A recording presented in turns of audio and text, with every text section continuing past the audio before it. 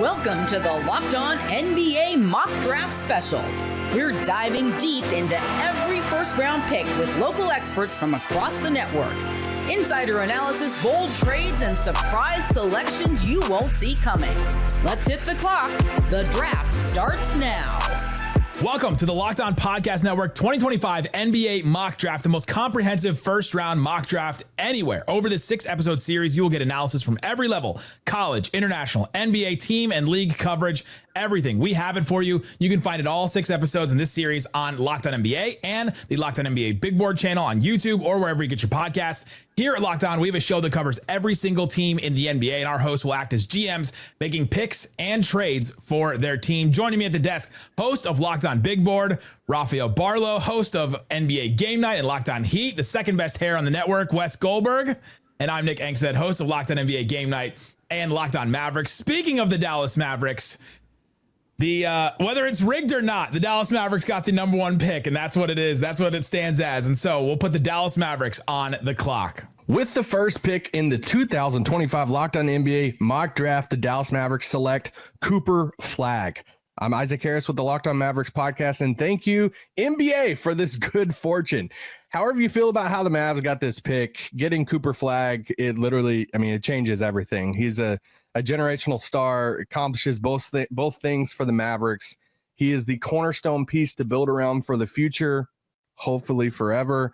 And he is so good now that he's going to help this core of Kyrie Irving, Anthony Davis compete for a championship next season. Anytime you have a chance to get a prospect with the names like Kevin Durant, Kawhi Leonard, Jason Tatum being thrown around as comps, you don't think twice. We didn't think twice about making this pick for Locked On Mavs. It's Cooper Flagg. You don't entertain any other trades or prospects. Be done with it, and hopefully the Mavs do the same.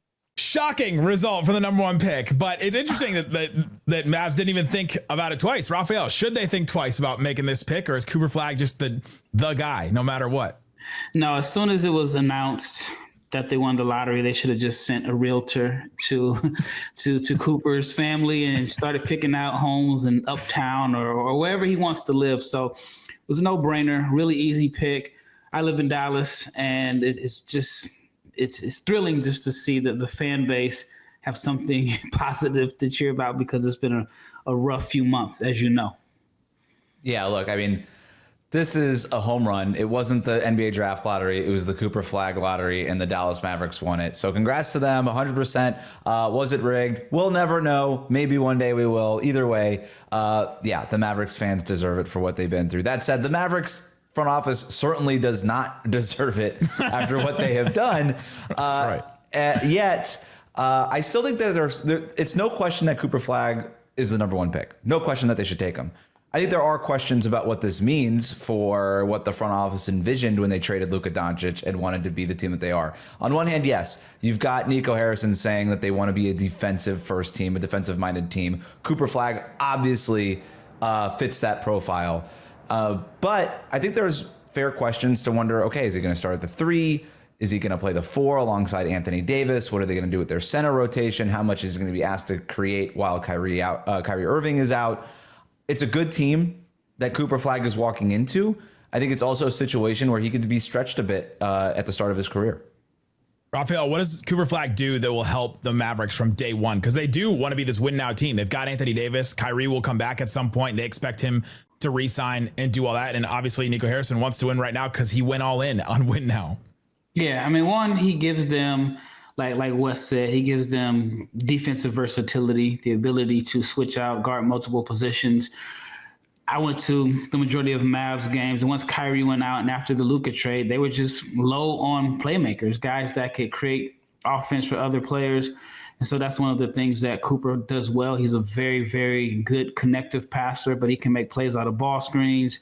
He gives them a boost in athleticism. He helps out in a variety of ways. That's the thing I've heard about him the most, is just the variety of so many different ways that he impacts the game, that there's not like one elite skill that he's coming in having, but it's just all the different things that he adds. And then his winning mentality too is the thing I keep hearing about the most, that I've read from your NBA Big Board site about, and all kinds of different places, about how he just wants to win. And that's the bottom line for him. And coming in, that's what you want to hear from your number one pick. You don't want to hear any like complacency. You don't want to hear any, I deserve this, that kind of thing. It doesn't seem like there's any of that from Cooper Flagg. And so to have that as the number one pick, it changes the Mavs' fortune, obviously, insanely well. Like Wes said, front office doesn't really deserve this because they traded away their future for a better present. At least that's what they pitched to the fans and to everybody. And then the fans responded accordingly to that statement. But now you reset the timeline for the Mavericks, that after this run of Anthony Davis and Kyrie, will probably have like a 3-year window with those guys. Then you have another run after that, which is going to be Cooper Flagg's entering his prime years. Right. And as we've seen, the 2 timeline approach always works 100% of the time. And so they're light years ahead. Has anybody used that phrase before? Right. So Dallas does kind of have their cake and eat it too, after they kind of took the first cake and threw it out the window. We traded it for a different cake. They traded it for like a cookie cake. It's like, yeah, a cookie cake that crumbles, right? It's just all the time. You're just like, oh, this seems really good. Oh, it broke again. My question to Raphael is, you've seen Cooper Flagg prior to Dallas winning the lottery projected as mostly a 4. And can he play the 3? And can he play the 3 specifically in this context where, yeah, the Mavericks are going to start games really big, but I do think, will teams respect Cooper Flagg's outside shot from the jump? And then if he's playing alongside Daniel Gafford or Derek Lively plus Anthony Davis, it doesn't feel like there's a lot of spacing on the floor. Maybe that doesn't even matter. Well, he shot 38% from 3. And coming into his freshman year, I saw him more as a 4. And actually going back before that, I thought his NBA role was going to be as a play finisher, but he's continued to just add to his game, whether it's as a 3-point shooter, whether it's as a ball handler, whether it's as a playmaker out of ball screens. And so I think that he can play the 3, especially if the shooting numbers are real. Again, I don't think anybody, even the most optimistic Cooper Flagg fans, did not see him shooting 38.5% from 3. So if those numbers are real, you'll take that. You'll take that as a guy that can not only space the floor, but attack closeouts, draw 2 defenders, and find the open man. So if the shooting is real, then I don't think there's any problems with him playing the 3. The easiest one, Cooper Flagg, the number 1 pick to the Dallas Mavericks. Still an incredible thing to say.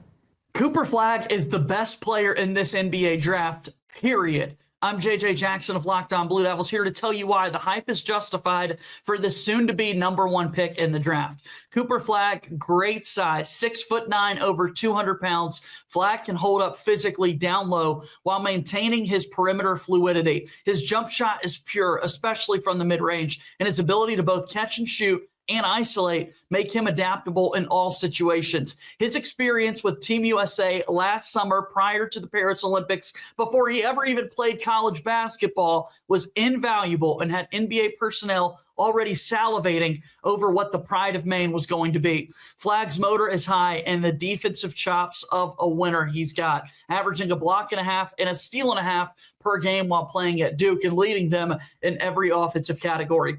Cooper Flagg is one of the rare prospects with automatic Hall of Fame potential. The only question is who's going to be lucky enough to draft him first overall. Cooper Flagg is the real deal. He is the main event. For more Duke basketball news and notes, make sure you check out Locked On Blue Devils. First pick was obviously easy. The second pick, a lot of people think is a layup as well, and everybody knows what it's going to be. But let's hear from the Spurs. They're on the clock for pick number 2.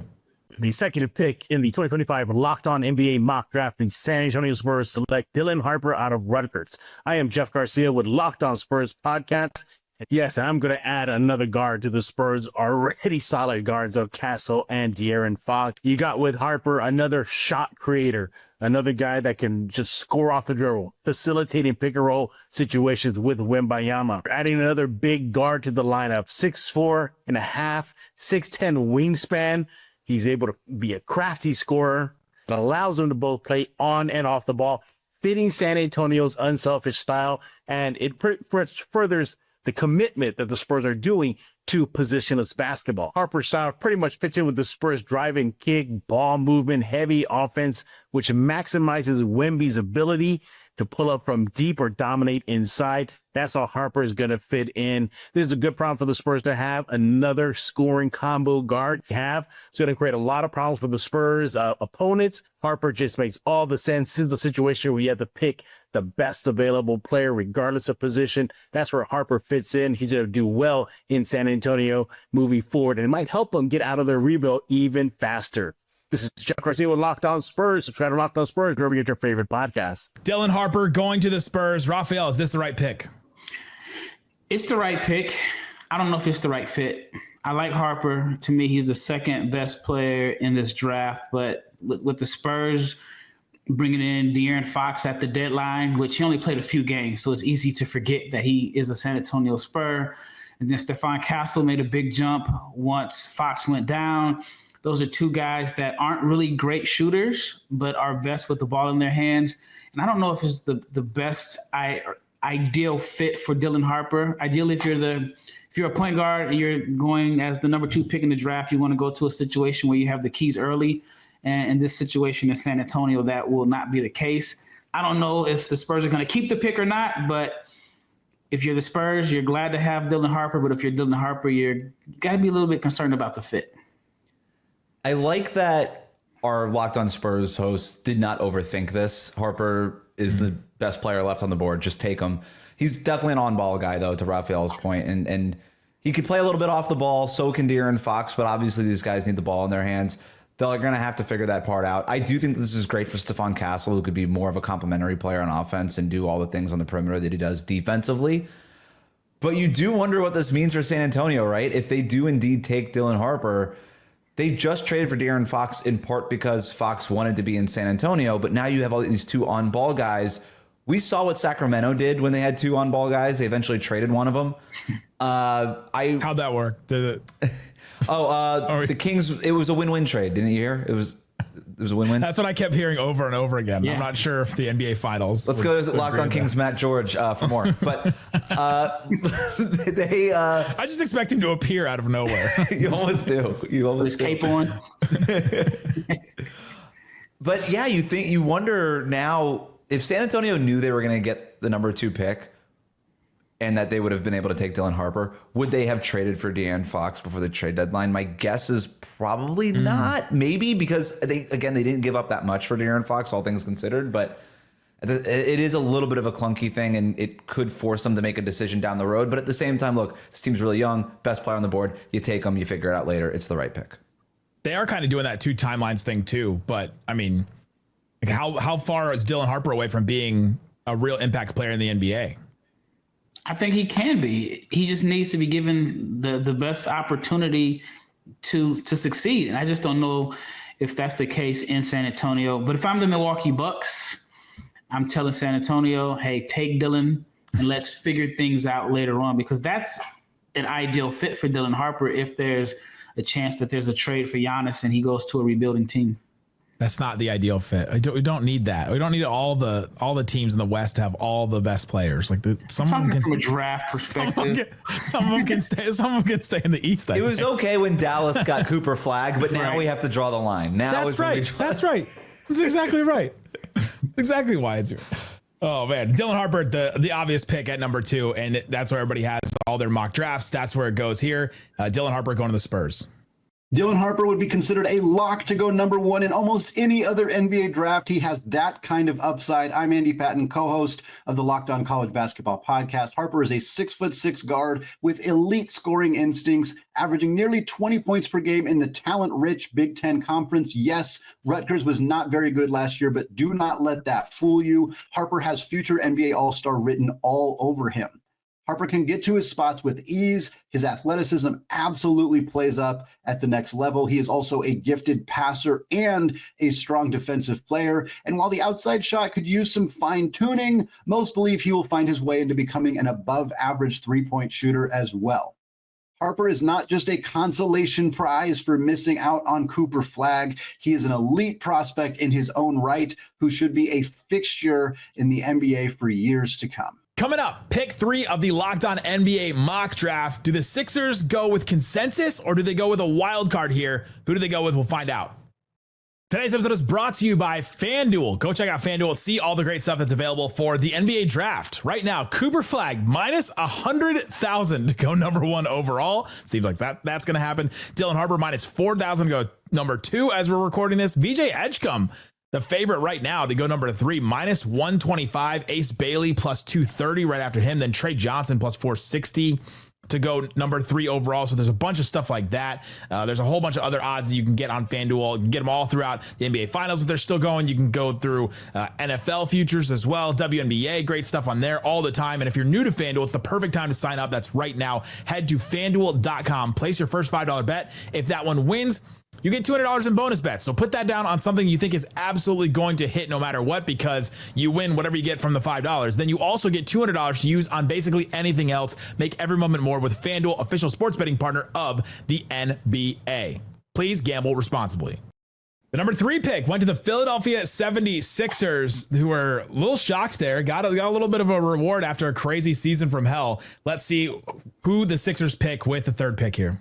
With the 3rd pick in the 2025 Locked On NBA mock draft, the Philadelphia 76ers select Ace Bailey, Rutgers University. Hey, Mark Farzetti here from Locked On 76ers, and Ace Bailey is that perfect combination of best player available, most likely at number 3, and best possible fit for now and down the line with the Sixers. You talk about someone goes 6'9", 6'10". You talk about shot-making ability from the outside, the ability to crash the rim as well and drive the lane hard, the ability to create his own shot. That's what he brings to the table. Then you're also talking about a guy that can help you now with Joel Embiid and Paul George if they're able to get to anything close to an all-star level of play again and be healthy by the time the playoffs roll around. But then you also talk about potentially building this team down the line around Tyrese Maxey. Then you're going to want somebody of Ace Bailey's size and abilities to complement the game of Tyrese Maxey. Ace Bailey to the Philadelphia 76ers, Rafael Barlow. People are comparing him to Tracy McGrady. Is that who the Sixers are getting with this 3rd pick?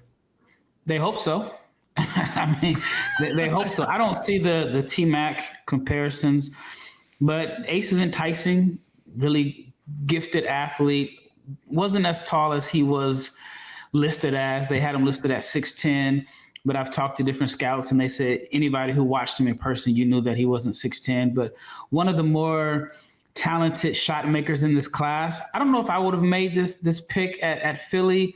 I think Trey Johnson would have probably been a better option since he's the more efficient shooter, but you can't go wrong with Ace Bailey. And I think for him, it's a good situation where he can learn from Paul George, but Philly's just in a tricky situation. I mean, are they looking for someone that can come in and help them win now? Because you talk about unique timelines. You have Embiid, who's on borrowed time. You have Paul George, who's on the wrong side of 35. Those are your 2 highest paid players. So there has to be some sense of urgency. And one of the consistent things you've consistently heard about Ace is upside, upside, upside. How ready is he to contribute right away? I don't know. I think this is a fascinating pick for Philly because of all the things that Rafael just laid out. This is a team that's on 2 timelines, but if we're being honest, they're kind of on 1 timeline, and it's the future timeline. Unless you just think that the miracle is going to happen and be some miracle Embiid season where he's back and Paul George has this huge bounce back year. And look, there's definitely talent there. You still have Tyrese Maxey. Jared McCain looked great before his injury during his rookie season.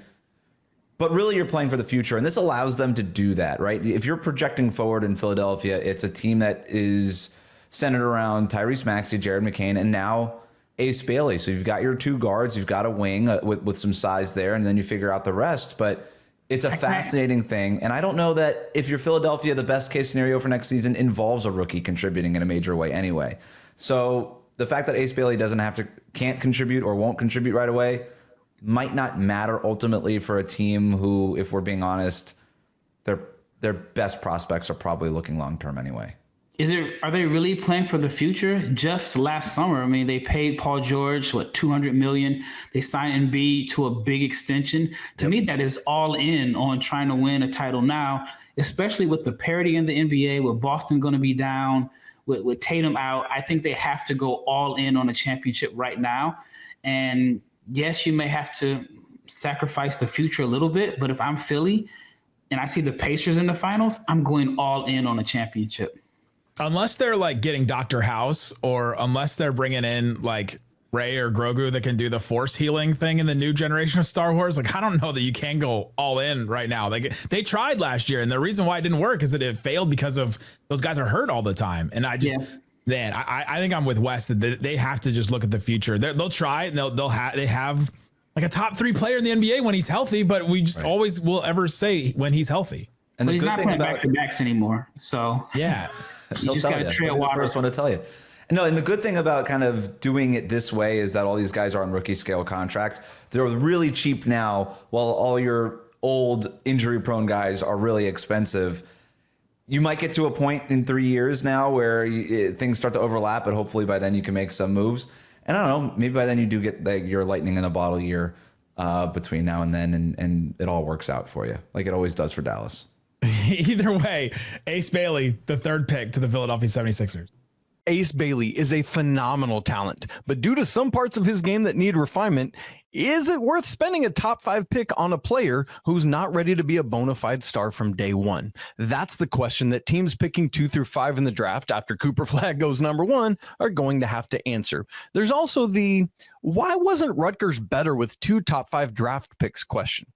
Now, as for Ace Bailey, he can pull up from anywhere and hit anything. His talent as a shot maker is one of the best coming out of the college ranks that I've seen in a long time. His size and length and athleticism scream prototypical NBA wing, but Bailey has a lot of growth when it comes to decision making and handling the basketball. To balance his offensive giftedness, I was impressed by the strides and desire Bailey took defensively in his lone year at Rutgers. Those physical, God-given attributes should translate to great success defensively if he continues to apply himself. There's also the potential for playing multiple positions in this positionless age, which is great when that person is 6'10", 210. If Bailey can become a more consistent shooter, make better decisions, grow in his handle, and keep making strides defensively, the sky's the limit. The 4th pick, the Charlotte Hornets, were frustrated that they fell all the way to 4. The luck doesn't seem to ever go their way in a lot of different instances. But 4th pick, Charlotte Hornets, let's see where they go with this pick. With the 4th pick in the Locked On NBA mock draft, the Locked On Hornets podcast selects VJ Edgecombe out of Baylor. Now, we did make some calls to Locked On Spurs to try to move up to number 2 and select Dylan Harper, but those calls were not returned, and that could reflect what happens to President of Basketball Operations Jeff Peterson in the real world. So instead, we play it safe. We take Edgecombe. The Hornets need a lot of things. They need defense. They need athleticism, particularly on the wing. They need somebody that can get downhill. And there are a lot of good wing prospects around this portion of the draft, but I think we think VJ Edgecombe checks the most boxes. And so we'll play it safe. We'll take Edgecombe. We'll improve the wing defense and then try to address some of the other woes, including shooting and some big help later on in the draft. VJ Edgecombe going to the Charlotte Hornets. Raphael, what are the Hornets getting in Edgecombe to add to the core, I guess, of Brandon Miller, LaMelo Ball ? And whatever else they still have going on there? If you're Charlotte, hopefully you're getting the VJ Edgecombe from last summer who played for the Bahamas national team at the Olympic qualifiers. He was phenomenal. There were times where he looked like the best player on the Bahamas team, which is a team that featured Buddy Hield, Eric Gordon, and DeAndre Ayton. And so if he's that player, then it's a win. Baylor was a little bit up and down. He wasn't an efficient finisher at the rim, despite being arguably the most athletic player in college basketball, at least in the draft. The shooting is okay, but you have to hope, like Baylor was kind of holding him back, that he wasn't playing to his full potential at Baylor, especially early in the year where they kind of had him playing out of position. But I think for VJ, this is a really good fit for him, simply because I don't think he's that franchise guy. I don't think he's the guy that you give the keys to your franchise and expect him to carry you to the playoffs early in your career. In Charlotte, he could be their 3rd best guy or their 4th best guy, depending on where you see Miles Bridges. And I think that allows him to fit in, play off the ball, and make an impact. But it doesn't matter what happens. Charlotte just needs to be healthy. I like this fit for Charlotte. I like the fit for Edgecombe too, to Raphael's point. He's not really he's not a number 1. He's not your lead ball handler. He's not a point guard. He doesn't have to be, because he's playing with LaMelo, who obviously is that too. And I love this for the Hornets because you're getting this top-notch physical athlete to go with some of their more skill-based players like LaMelo and Brandon Miller. right? I think Charlotte would be fair to characterize them as a finesse team. Edgecombe can defend, he can hit your open threes, but he's some muscle and he's some athleticism that I think that this team really needs, especially if they want to kind of get up and down more, like Charles Lee wants to play. He's going to have to make threes at the NBA level for it to work, but I like him as a fit in between LaMelo and Brandon Miller, both positionally and trait and skills wise. I just every time you said that they were a finesse team and they need more muscle, I just imagine Grant Williams he's like, I'm here. What are you talking about? Now, guys, I'm here. Yeah, Edgecombe here is fascinating. I'm just curious to see what the Hornets are going to do this summer. Is if they keep everybody, there's then these weird rumors about LaMelo and if he's still going to be there, because if he's not, then all of a sudden it changes that whole scenario and changes this whole team. But a LaMelo, an Edgecombe, a Brandon Miller, a Miles Bridges, a Mark Williams, whose trade got rescinded. Like there's a lot of just weird pieces there, but that five is not bad. Yeah, they just have to stay healthy, and that's been the issue. Brandon Miller missed some time last year. LaMelo just seems to just continue to have ankle injuries.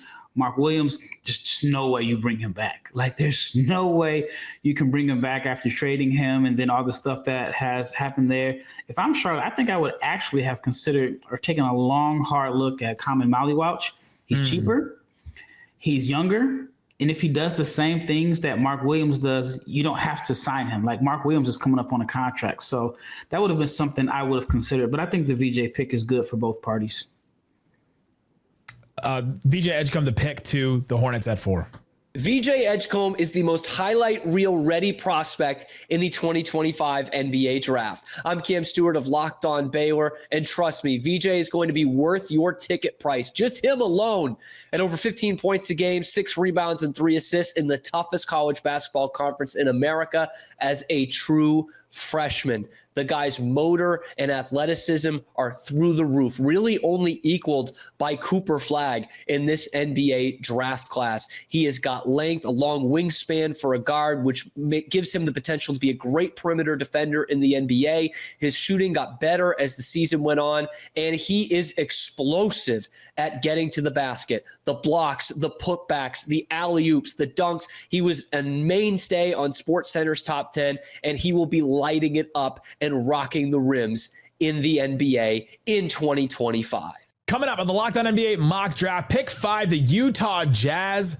Who do they go with here? A guard, a wing? We got some great names on the board still. Find out who the Jazz pick at 5 coming up. Today's episode is brought to you by Monarch Money. I enjoy Monarch Money. I use it all the time because you have so many different kinds of financial things now. There's like stuff floating all around. And as you get older, you get more and more. You get a 401k, you get a mortgage, you have student loans, you have different credit cards for different things. You have a savings account over here, a high yield savings account over there. You've got all this different stuff. And you have to figure out a way to manage it all in one spot. Monarch Money is just that, but it's not just a budgeting app. It's a complete financial command center. You can track all your accounts, investments, and spending all in one place so you stop managing your money and start building wealth. They also have surprising insights. You can say, like, I want to buy a house, or I want to do this, pay off debt, different things like that. They'll give you certain steps based on where you stand and all that kind of stuff. I love that. The all-in-one convenience is great too. Take control of your finances with Monarch Money. Use the code LOCKEDONNBA, all one word, LOCKEDONNBA, at monarchmoney.com for 50% off your first year. That's monarchmoney.com. That code is LOCKEDONNBA. You get half off your first year, 50% off the entire first year with Monarch Money at monarchmoney.com. Code LOCKEDONNBA. With the 5th pick, the Utah Jazz, who had the best odds to get the number 1 pick, fall all the way down. I can still see David Locke's sullen, sad face during our live stream when we did the lottery. I think that was the most angry he's ever been at me, and it wasn't for something that I did. But the Jazz have the number 5 pick, and where do they go with this? With the 5th pick of the 2025 Locked On NBA mock draft, the Utah Jazz select Trey Johnson out of Texas.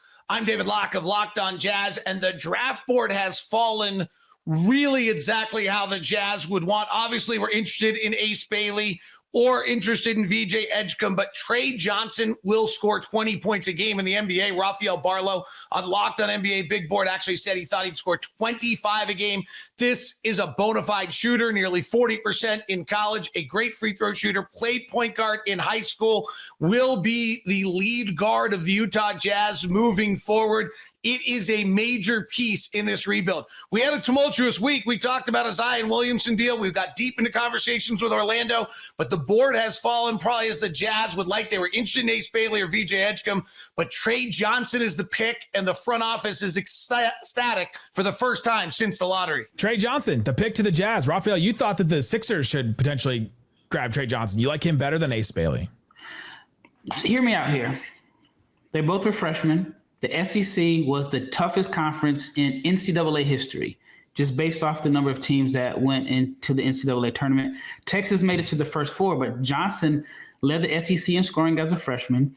He shot 39% from three on 6 attempts per game, but it was a heavy volume of contested threes. Didn't have anyone really setting him up. His Texas team was better in the SEC, which is better than the Big Ten, and he is a gifted shot maker, much better passer than he's given credit for. So I think for a team like Philly or any team, at the minimum, you have a dead-eye outside shooter, but you also have a guy that can create his own shot, get buckets. And if you really watch this film, he can make all the right reads as a passer, whether it's making plays out of ball screens, hitting cutters, passing the ball ahead in transition, and finding a lob threat. Maybe I'm a little bit biased because I've been watching him since he was in 10th grade when he scored 40 points against Casey Wallace, who's a pretty good defender. But for Utah, to have Trey Johnson at 5 is probably the best consolation prize, in my opinion, outside of maybe Dylan Harper. Yeah, look, the Jazz, to Nick's point, they wanted a number 1 pick. They wanted one of these top picks. They didn't get it. So you need a star. This is the guy with the most star potential left on the board. You take him, and you take a swing here. To Raphael's point, there is some playmaking stuff, but again, to Raphael's point, you really have to watch the film to see some of the playmaking stuff sometimes, because it wasn't necessarily his role at Texas. There wasn't a lot of stuff on film there, but I'm with him. I think that there's flashes. I think it's there. I think he's got size. He's got athleticism. He could shoot the ball. My only concern with Utah is you've already got Keontae George there. You just took Collier there last year. It doesn't mean that you can't take Trey Johnson, but for the Jazz, and by the way, Trey Johnson projects much higher than George or Collier did when they were coming out. But at the same time, they haven't had the best luck bringing in these rookie guards and then developing these rookie guards. You'd hope that they at least handle the Trey Johnson thing a little bit better. They're just in a unique situation. They've had 4 first-round picks since trading Gobert and Donovan Mitchell. Taylor Hendricks had an injury. Mm-hmm. Keontae was the 16th pick. Bryce none of them this high. Yeah, none of them have Cody been Williams, this right? high. Cody Williams, he really struggled.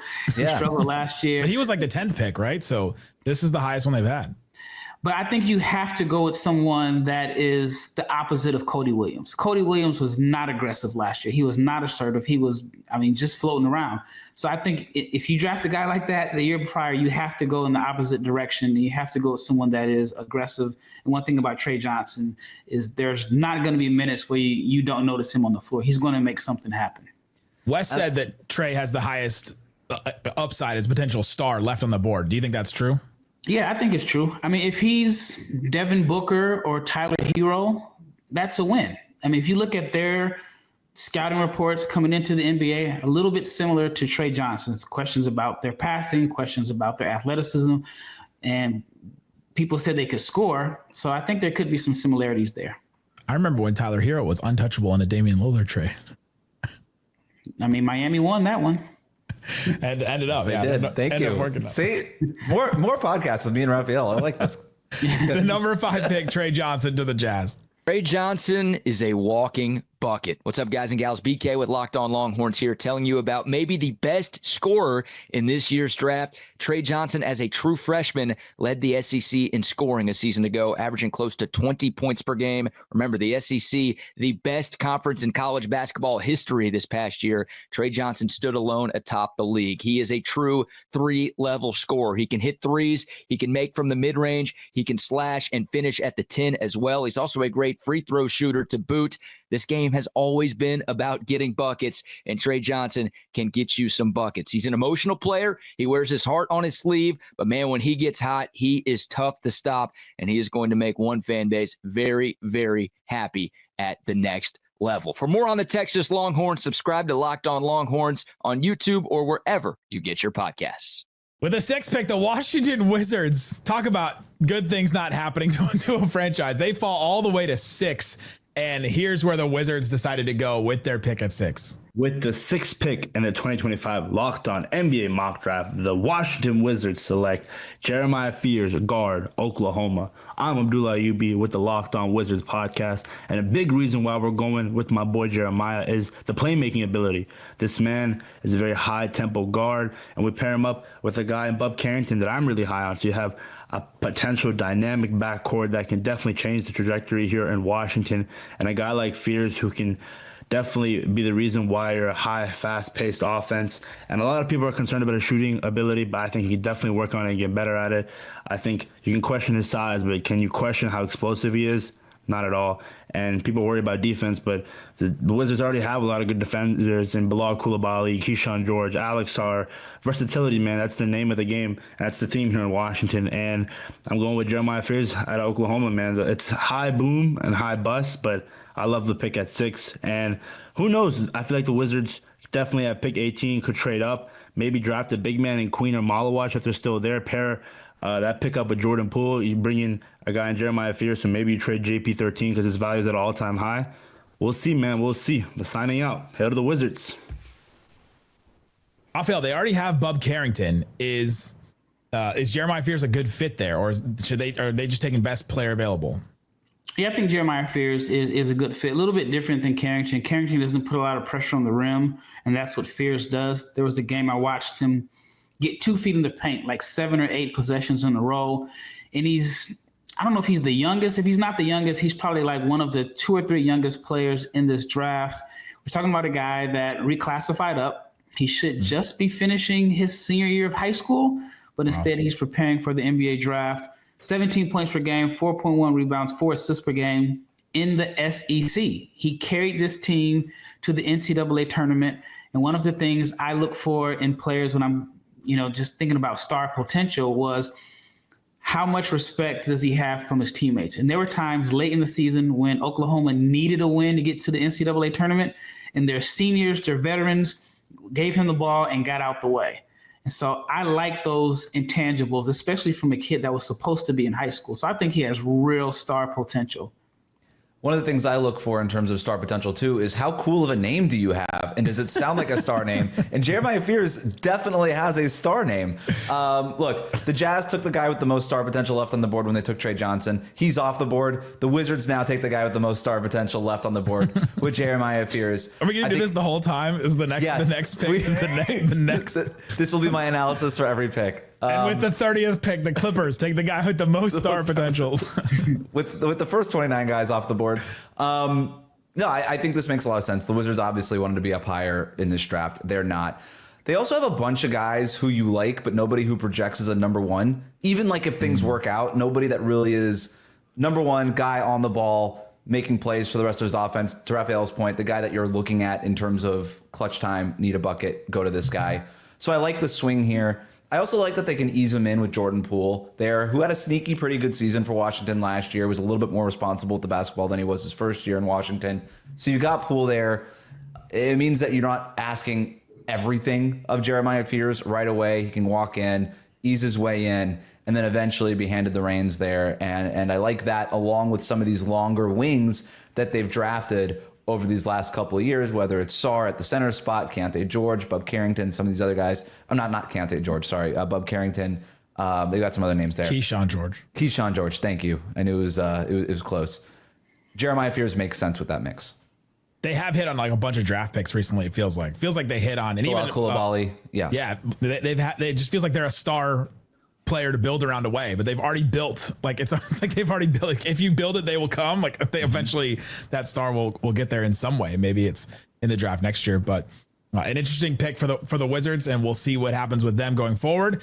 That wraps up episode 1 of the Locked On 2025 NBA Mock Draft. We still have some good players on the board. Con Knipple on the board. Common Malawach, you mentioned, Raphael, earlier, still on the board. A couple of good guys on the board. Some star potential. Where will they go? Star potential at every pick. Find every episode of Locked On 2025 NBA Mock Draft on Locked On NBA's channel and Locked On NBA Big Board on YouTube, wherever you get your podcasts.